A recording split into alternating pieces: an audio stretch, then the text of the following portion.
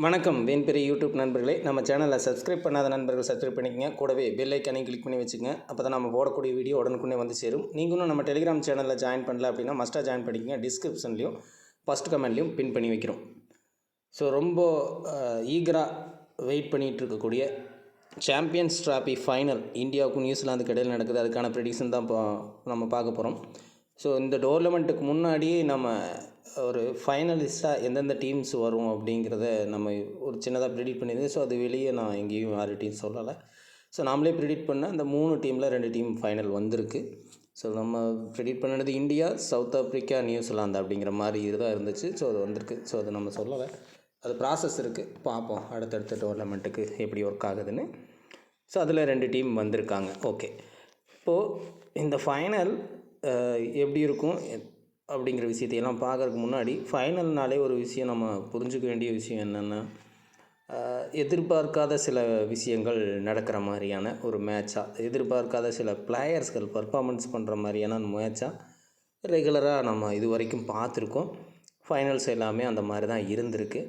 But expected unexpected என்ன அப்படின்னா, India மாதிரியான ஒரு டீம்ஸ் வந்து டாமினேட்டடாக விளையாடும்போது இந்த அன்எக்ஸ்பெக்டட் மூமெண்ட்டை நம்ம எதிர்பார்க்க முடியுமா அப்படிங்கிற ஒரு கேள்வி வந்து நிறையா இருக்குது. அன்எக்ஸ்பெக்டட் மீன்ஸ் டீமை வின் பண்ணுறது அப்படிங்கிற லாஜிக்கில் கிடையாது. எந்த மாதிரியான பிளேயர்ஸ் ப்ளே பண்ணுவாங்க அப்படிங்கிறது இந்தியா மாதிரியான டீம்ஸ் விளையாடும்போது கொஞ்சம் காம்ப்ளிகேட்டடாக இருக்கும் ப்ரெடிக்ட் பண்ணுறது. ஸோ ஆக்சுவலாக most of the matches, India matches வந்து நம்ம ப்ரெடிக்ட் பண்ணும்போது நெகட்டிவாக எனக்கு நிறையா நேரங்களில் வந்திருக்கு. ஸோ அதையும் நான் சொல்லிடுறேன். ஸோ இது சில விஷயங்கள் மாறியும் கூட நடக்கலாம். ஓகே, ஸோ அதனால் உங்களுடைய ப்ரிடிக்ஷனையும் கொஞ்சம் இதில் இன்வால்வ் பண்ணிக்கிங்க. ஃபஸ்ட்டு லெவல்ஸை பொறுத்த வரைக்கும் சில விஷயங்கள் பார்க்கலாம். ஃபைனலுக்கான சுவாரஸ்யம் அப்படிங்கிறது மேட்ச்சில் இருந்தால் நல்லாயிருக்கும். இந்தியா பாகிஸ்தான் மேட்ச் மாதிரி போயிடுச்சு அப்படின்னா பெரிய இன்ட்ரெஸ்ட்டாக இல்லாமல் போயிடும். அதே நேரத்தில் நியூசிலாந்து வின் பண்ணுறதையும் நாம் விரும்ப மாட்டோம். ஸோ இது ரெண்டுமே இல்லாமல் ஃபைட்டாக மேட்ச் கொஞ்சம் சுவாரஸ்யமாக இருக்கும் பட்சத்தில் ரசிக்கிற மாதிரி இருக்கும். ஸோ அப்படி தான் இந்த மேட்சை நான் எதிர்பார்க்குறேன். ஸோ இப்படி தான் நடக்கணும் அப்படின்னு சொல்லி இல்லை, நான் எதிர்பார்க்கக்கூடிய ஒரு விஷயம். ரெண்டுமே தகுதியான அணி அப்படிங்கிறத நிரூபிச்சிருக்கிறாங்க.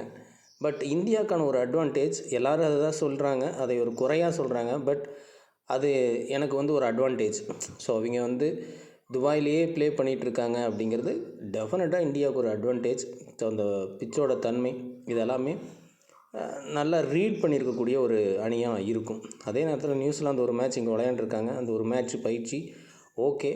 இந்தியா எதிர்பார்க்கிற நேரத்தில் எதிர்பார்க்காத மாதிரியான பிச் அமைப்பும் இருக்கலாம் அப்படிங்கிறதும். ஸோ இப்போ செகண்ட் ஆஸ்திரேலியா மேட்ச்சில் பார்த்தோம். ஸோ அதுலேயும் 250 240 அப்படிங்கிறத எதிர்பார்த்தோம்.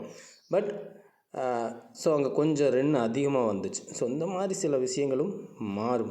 ஸோ துபாய் ட்ராக்கில் கிரவுண்டு ஃபைனல் மேட்ச்சு கொஞ்சம் சுவாரஸ்யமாக இருக்கணும் அப்படிங்கிறக்காக ஸ்கோர் பேஸ் ட்ராக் கொடுத்தாலும் ஆச்சரியப்படுறதில்ல. ஸோ ஆன் டைம் ட்ராக்கை பேஸ் பண்ணணும், ட்ராக்கை முக்கியமாக பார்க்கணும்.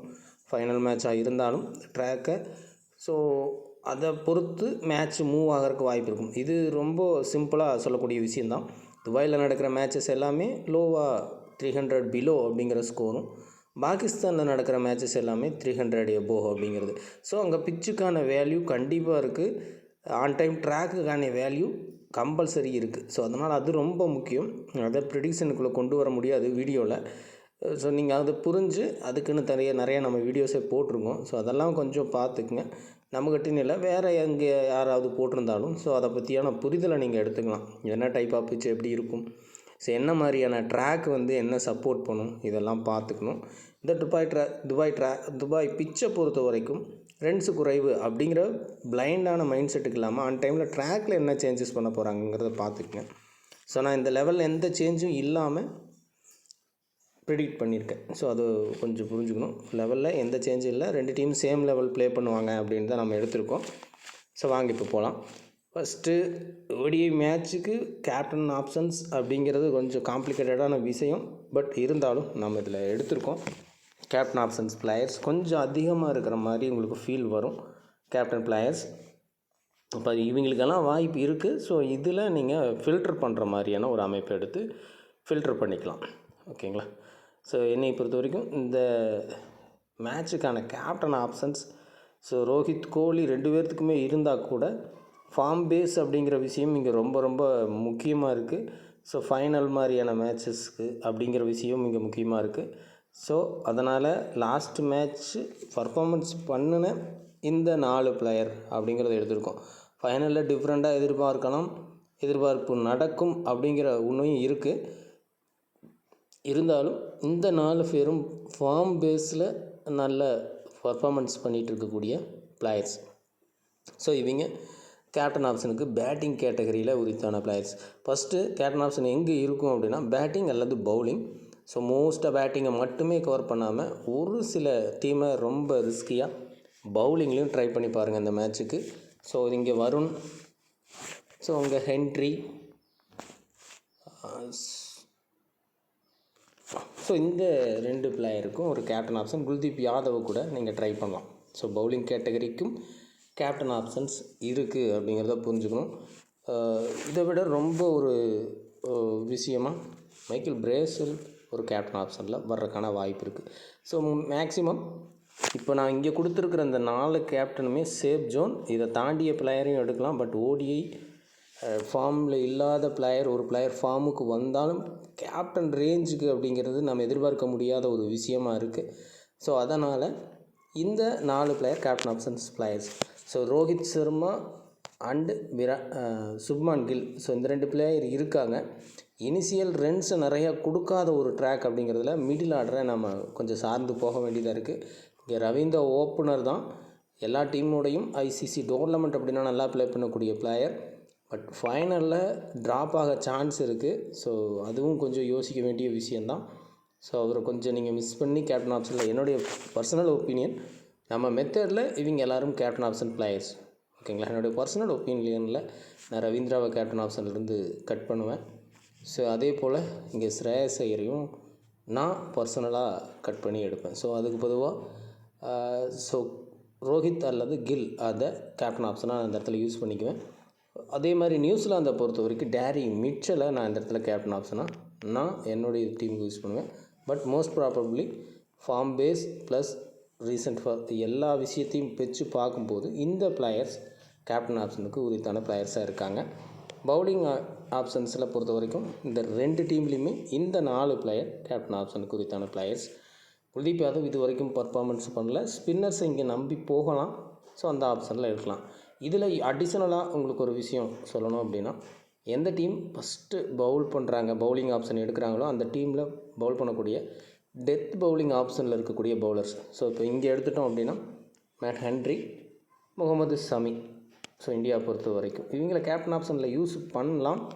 பட் இந்த மேட்ச் இது மாதிரி இருக்க வாய்ப்பு கொஞ்சம் குறைவாக இருக்குது. அப்படிங்கிறதுனால நான் ஷமியை மிஸ் பண்ணியிருக்கேங்க கேப்டன் ஆப்ஷனில். ஸோ உங்களுடைய சாய்ஸில் நீங்கள் ட்ரை பண்ணி பார்க்கலாம். ஓகேங்களா? இது கேப்டன் பிசி ஆப்ஷன்ஸுன்றதான பிளேயர்ஸ். பேட்டிங் அல்லது பவுலிங்கில் கேப்டன் வர்றதுக்கான வாய்ப்பு ரொம்பவும் அதிகம். ஸோ அதில் பிரேஸ்வெல் மட்டும் அன்எக்ஸ்பெக்டடு ஆல்ரவுண்டில் கொடுத்துருக்கோம். ஸோ ரொம்ப ரேராக ட்ரை பண்ணுறவங்க ட்ரை பண்ணி பாருங்கள். ஆக்சுவலி பிளேயராக டீமில் வச்சு கூட ட்ரை பண்ணி பார்க்கலாம். நியூசிலாந்து கொஞ்சம் அப்பர் ஹேண்ட் எடுக்கிறாங்க, இல்லை ஃபைட் பண்ணுறாங்க அப்படிங்கிற மாதிரியான டீமுக்கு ட்ரை பண்ணலாம். ஓகே, இப்போ கேட்டகரி வைஸாக பிளேயர்ஸை பிக் பண்ணுறது அப்படின்னு பார்க்கணும் அப்படின்னா, இந்தியா ஃபஸ்ட்டு பேட்டிங் அப்படிங்கிற இடத்துல ராகுலை ட்ரை பண்ணி பார்க்கலாம். லாஸ்ட் மேட்ச் ஃபினிஷ் பண்ணி கொடுத்தாரு. ஸோ அந்த ஒரு கான்செப்ட் இங்கே வேண்டியதில்லை. ஸோ இங்கே எந்த டீம் குறிப்பிட்டு சொல்லணும்னா லாஸ் ஆகக்கூடிய டீம் அல்லது சேசிங் பண்ணி வின் பண்ணக்கூடிய டீமில் அப்படின்னு சொல்லி நீங்கள் ப்ரிடிக்ட் பண்ணுறீங்களோ எந்த டீமை, அந்த டீமோட பிளேயர்ஸை வச்சுக்கலாம். ஸோ இந்தியா தான் வின் ஆக போகுது, நியூசிலாந்து ஃபஸ்ட்டு பேட் பண்ணுறாங்க, ஸோ அந்த மாதிரி இடத்துல டாம் லாதம் நீங்கள் ட்ரை பண்ணி பார்க்கலாம். இது ஒரு சாய்ஸ். இந்தியா சேசிங்கில் வின் பண்ண போகிறாங்க அப்படிங்கிற இடத்துல இப்போது இவங்கள so very very complicated. So ஒரு வேளை நீங்கள் 2 விக்கெட் கீப்பரையும் ட்ரை பண்ணுறதும் பண்ணலாம். ஸோ மிடில் தான் ஸ்கோர் வரும் அப்படிங்கிற மாதிரியான ட்ராக் கொடுக்குறாங்க. அப்படிங்கிற பட்சத்தில் விக்கெட் கீப்பிங் செக்ஷன் 1 or 2 அப்படிங்கிறது பாசிபிளாக ட்ரீம் டீம் வர்றதுக்கு வாய்ப்புள்ள இடம். ஸோ பேட்டர்ஸை பொறுத்த வரைக்கும் நம்ம பிளேவை காட்டின மாதிரி கேப்டன் ஆப்ஷனில் ஸோ இதில் ஒரு பிளேயர் டெஃபினட்டாக ரிமூவ் ஆக வாய்ப்பு இருக்குது. விராட் கோலி, வில்லியம்சன், ரவீந்திரா, ஸ்ரேயஸ் ஐயர். ஸோ இதில் டெஃபினட்டாக மினிமம் ஒரு பிளேயர், மேக்ஸிமம் 2 பிளேயர் வரைக்கும் கட்டாக வாய்ப்பு இருக்குது. இதை கொஞ்சம் யூஸ் பண்ணுங்கள். ஸோ அதுக்கு பொதுவாக கில், டேரி மிச்சல், ரோஹித் சர்மா. ஸோ இதில் ஒரு பிளேயர் மஸ்ட்டாக இன் ஆகணும். So most probably New Zealand win பண்ணுறாங்கன்னா டேரி மிச்சல் மஸ்ட்டாகவும், இந்தியா வின் பண்ணுறாங்கன்னா இந்த 2 பிளேயரில் ஒரு பிளேயர் ரொம்ப மஸ்ட்டாகவும் ட்ரீம் டீம் என்ட்ராக வாய்ப்பு இருக்கும். ஓகேங்களா? ஸோ இங்கே இப்போதைக்கு இந்த வயசில் பார்க்கும்போது இவங்க எல்லாமே லோ பிக் பிளேயர்ஸ் தான். ஸோ இவங்கள ஒரு பிளேயருக்கு மஸ்ட்டாக உள்ள வரணும். மேபி இதில் 2 பிளேயர் வந்துட்டு ஆல்ரெடி நம்ம சொன்ன பிளேயர்ஸில் ஒரு பிளேயர் அப்படிங்கிற மாதிரி கூட மாறலாம். ஒரு வேளை ட்ராக் மீடியம் ரேஞ்சில் இருக்கும் பட்சத்தில். ஸோ ஓகேங்களா? இது பேட்டிங் கேட்டகரி. ஆல்ரவுண்டர் கேட்டகரியை பொறுத்த வரைக்கும் ஸோ இங்கே சம் டிஃபிகல்ட் இருக்குது. ஸோ இங்கே Santner, Phillips, so Bracewell. So இந்த டீமோட 3 பிளேயர்ஸில் so last match Santner, Phillips 2 பேருமே ட்ரீம் டீம் என்ட்ரு ஆகிட்டாங்க, வின் பண்ணிட்டாங்க. லாஸ் ஆகிற பட்சத்தில் ஸோ சான்னர், பிலிப்ஸில் ஒரு பிளேயர். ஸோ பிலிப்ஸு மேபி வாய்ப்பு கொஞ்சம் அதிகமாக இருக்கலாம் சான்னரை காட்டிலும். டபுள் ஆப்ஷன்ஸ் ப்ளஸ் அப்படிங்கிற ஒரு விஷயம் இருக்குது. பிரேசில் வின் ஆகுது அப்படிங்கிற இடத்துல வர்றதுக்கான வாய்ப்பு இருக்கும். ஸோ இங்கே இந்த மாதிரியான ஒரு அமைப்பு. ஸோ நீங்கள் சான்னரை ஓவராக எடுத்துக்கிறனால எடுத்துக்கலாம். பவுலிங் பேஸில் தான் ட்ராக் கொடுக்குறாங்க அப்படிங்கிற பட்சத்தில் ஸோ இந்தியாவை பொறுத்த வரைக்கும் அக்சர் பட்டேல், கார்த்திக் பாண்டியாவில் ஒரு பிளேயர் இந்த மேட்சுக்கான வாய்ப்பு இருக்கலாம். ரொம்ப ஒன் சைடு கேமாக இந்தியா எடுத்துரும் அப்படின்னா மட்டும் 2 பிளேயரையும் சேர்த்து வைங்க. ஸோ இது மாதிரி ஒரு சின்ன அமைப்பு. நீங்கள் ஜடேஜா வேணும்னா அடிஷ்னலாக நீங்கள் பிக் பண்ணிக்கலாம். ஓகேங்களா? ஸோ இந்த டீமை பொறுத்த வரைக்கும் சான்னர், பிலிப்ஸில் மஸ்ட்டாக 1 or 2 பிளேயர்ஸ் அப்படிங்கிற மாதிரியும், அக்சர் பட்டேல், பாண்டியாவில் மஸ்ட்டாக ஒரு பிளேயர் அப்படிங்கிற மாதிரியும் எடுத்துக்கணும். ஸோ அதுக்கப்புறம் மறுபடியும் 1 or 2 பிளேயர்ஸை உங்களுடைய சாய்ஸில் வச்சுக்கோங்க. நியூசிலாந்து வின் பண்ணுறாங்க அப்படிங்கிற இடத்துல பிரேசில் மஸ்ட்டாக இருக்க வாய்ப்பு இருக்குது. ஓகே, அடுத்தது பவுலிங் செக்ஷனை பொறுத்த வரைக்கும் மேட் ஹென்ரி வின் ஆனாலும் லாஸ் ஆனாலும் ஓரளவுக்கு பாசிபிலிட்டி ட்ரீம் டீம் வர்றதுக்கு வாய்ப்பு இருக்கலாம். ஸோ அந்த மாதிரி இருக்குது. சில விஷயங்கள் ஃபேவராக அவருக்கு இருக்குது. ஸோ வின் ஆனால் ரொம்ப மஸ்ட்டாக ஹென்ரி உள்ள வர்ற மாதிரி இருக்கும். ஹை பர்சன்டேஜ் தான், இருந்தாலும் இம்பார்ட்டண்ட். இந்தியாவை பொறுத்த வரைக்கும் அதை தவிர்த்து ஸோ இந்த 3 பிளேயரில் இந்தியா ஒன் சைடாக வின் பண்ணுதுன்னா 2 பிளேயர் வரைக்கும், ஈக்குவல் ஃபைட்டுனா ஒரு பிளேயர் வரைக்கும். ஸோ அந்த மாதிரி கேப்டன் ஆப்ஷனில் நம்ம வருணை கொடுத்துருந்தோம். ஸோ இந்த மேட்ச் டெஃபினட்டாக ஒரு வாய்ப்பு இருக்கும் அப்படிங்கிற மாதிரியான பிளேயராக இருக்கார். ஸோ நீங்கள் குல்தீப் யாதவ் ஓவராக எடுக்கிறதுனால எடுக்கலாம். ஃபஸ்ட் இன்னிங்ஸ் பவுலிங் அப்படிங்கிற பட்சத்தில் இனிஷியலாக பேட்டிங்கில் ஸ்டடி பண்ணிட முடியும் அப்படிங்கிற மாதிரி இருந்துச்சு அப்படின்னா முகமது ஷமி. ஸோ எக்ஸாம்பிள் சொல்லணும்னா ஒயிட் சாயில் ட்ராக் மாதிரியான ஒரு ட்ராக், லக்னோ பிச் மாதிரியான ஒரு ட்ராக் கொடுக்குறாங்க அப்படின்னா ஸோ ரன்ஸும் இருக்காது, விக்கெட்ஸும் இருக்காது. ஸோ அந்த மாதிரியான ட்ராக். ஸோ அதில் கண்டிப்பாக டெத்தில் விக்கெட் விழுங்கும். ஸோ அந்த இடத்துல நீங்கள் ஷமியை பிக் பண்ணலாம். ஸோ அதர்வைஸ் டவுன் ட்ராக் கொடுத்துட்டாங்க அப்படிங்கிற பட்சத்தில் வருண், குல்தீப் யாதவை இம்பார்ட்டன்ட் பண்ணி எடுக்கிறது பெட்டராக இருக்கும். ஏன்னா மிடில் நிறையா விக்கெட் போகிற மாதிரி அமைப்பு ஏற்படும். ஓகேங்களா? ஸோ இது பவுலிங் கேட்டகரியை பொறுத்தவரைக்கும். ஸோ ஓவராலாக டீம் ஃபார்மேட், இப்போ இருக்கக்கூடிய பர்சன்டேஜ் விகிதங்கள் இதெல்லாமே இது எப்படி இருக்குது அப்படின்னா, முக்கியமாக ஒரு கிரெடிட் பேஸில் இதை யோசித்தோம் அப்படின்னா, ஸோ ஓடிஐ மோஸ்ட்லி ரொம்ப கிரெடிட் லெவலில் உட்காராது. இருந்தாலும் கிரெடிட் பேஸில் கேப்டன்சி ஆப்ஷன்ஸ் அப்படின்னு எடுக்கிறேன். ஸோ இது கொஞ்சம் காமெடியாக இருக்கிற மாதிரி இருக்கும். நிறைய பிளேயர்ஸ் உங்களுக்கு இன்வால்வாக தெரிகிற மாதிரி இருக்கும். ஸோ இருந்தாலும் இதுக்கு ஒரு வாய்ப்பு இருக்குது. ஸோ அந்த பேஸில் பார்ப்போம். ஸோ இந்த அமைப்பில் பார்த்தா இந்த பிளேயர்ஸ் கேப்டன் ஆப்ஷன் பிளேயர்ஸாக இருப்பாங்க. நான் சொன்னதான், இது ரொம்ப அதிகமாக இருக்கும். ஸோ இதில் தான் நம்ம ஃபில்ட்ரு பண்ணோம். ஸோ இங்கே ஃபில்ட்ரு பண்ணோம், இங்கே ஃபில்ட்ரு பண்ணோம், ஸோ இங்கே ஃபில்ட்ரு பண்ணோம். ஸோ இதை தவிர்த்து இருக்கிற பிளேயர்ஸை நம்ம கேப்டனாக யூஸ் பண்ணுறோம். ஓகேங்களா? இது ஓவராலாக பார்த்தா கேப்டன் அப்படிங்கிற ஆப்ஷனில் இருக்கக்கூடியது. ஓடிஐ கொஞ்சம் காம்ப்ளிகேட்டடாக இருக்கும். ஸோ அதனால தான் இந்த விஷயத்தை சொல்கிறோம்.